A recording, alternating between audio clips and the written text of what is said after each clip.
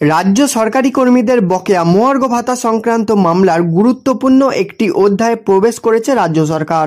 Supreme কোর্টে রাজ্যের তরফে জমা পড়া মডিফিকেশন আবেদন নিয়ে ইতিমধ্যেই উঠছে নানা প্রশ্ন। বিশেষজ্ঞ মহলের দাবি, এই আবেদন আইনি যুক্তি ও সময়সীমা মেনে না চলার কারণে প্রথম দিনেই খারিজ হয়ে যেতে পারে। আইনি বিশ্লেষকদের মতে রাজ্য সরকারের মডিফিকেশন আবেদনটি ভিত্তি অত্যন্ত দুর্বল, কারণ মামলার আগে রাজ্য সরকারকে সময় এবং সুযোগ দেওয়া হয়েছিল তাদের বক্তব্য পেশ করার, অথচ সেই সময় যথাযথভাবে ব্যবহার করা হয়নি। ডিএ সংক্রান্ত নিয়মাবলীর তৈরির জন্য রাজ্য এবার আরও 6 মাস সময় চেয়েছে, অথচ 2017 সালেই স্যাট 3 মাস সময় দিয়েছিল এই কাজের জন্য। 6 বছরেও নিয়ম না বানিয়ে আবারও সময় চাওয়ার আবেদন আদালতের চোখে দায়িত্বজ্ঞানহীন বলেই বিবেচিত হতে পারে।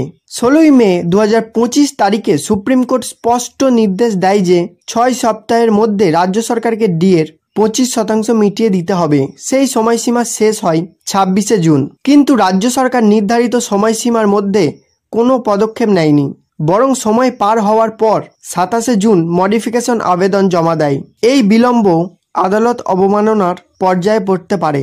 সুপ্রিম কোর্ট উভয় পক্ষকে 12ই জুনের মধ্যে লিখিত বক্তব্য জমা দেওয়ার সুযোগ দিয়েছিল। সেই সময়ের মধ্যে রাজ্য তাদের আর্থিক সমস্যার কথা জানায়নি, অথচ পরে মডিফিকেশন আবেদনে সেই যুক্তি তুলে ধরা হয়েছে। এই অব্যবস্থা রাজ্যের পক্ষে একটি বড় নেতিবাচক দিক হয়ে দাঁড়িয়েছে। সবচেয়ে বিতর্কিত হল, রাজ্য সরকার সুপ্রিম কোর্টে জানিয়েছে তারা 25% ডিএ আদালতে জমা রাখতে চায়। ভবিষ্যতে যদি মামলায় জয়ী হয় তবে সেই টাকা ফেরত নিতে চায়। এই যুক্তি একেবারে ভিত্তিহীন, কারণ সুপ্রিম কোর্ট স্পষ্ট জানিয়ে দিয়েছে মামলার ফল যাই হোক ডিএ ফেরত নেওয়া যাবে না। তাই এই প্রস্তাব আদালতের কাছে হাস্যকর ঠেকতে পারে। বিশেষজ্ঞদের মতে মডিফিকেশন আবেদন আসলে সময় নষ্ট করার কৌশল মাত্র, কারণ মামলার পরবর্তী শুনানির তারিখ ঠিক হয়েছে 4ই আগস্ট 2025। সেই দিনেই জানা যাবে আদৌ এই আবেদন শুনানির যোগ্য কিনা। তবে বর্তমান পরিস্থিতি বলছে সুপ্রিম কোর্টে রাজ্যের এই আবেদন খারিজ হওয়ার সম্ভাবনাই সবচেয়ে বেশি।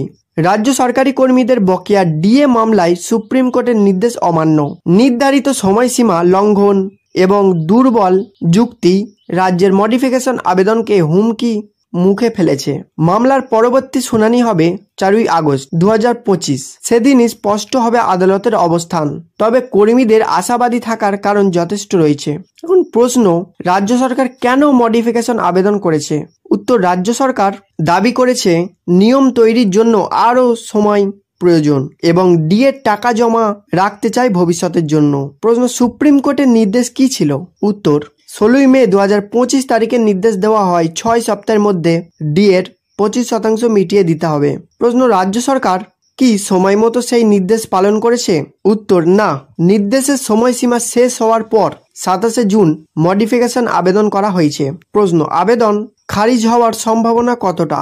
উত্তর, বিশেষজ্ঞদের মতে খারিজ হওয়ার সম্ভাবনাই প্রবল, কারণ রাজ্যের যুক্তি দুর্বল। পরবর্তী শুনানির তারিখ কবে?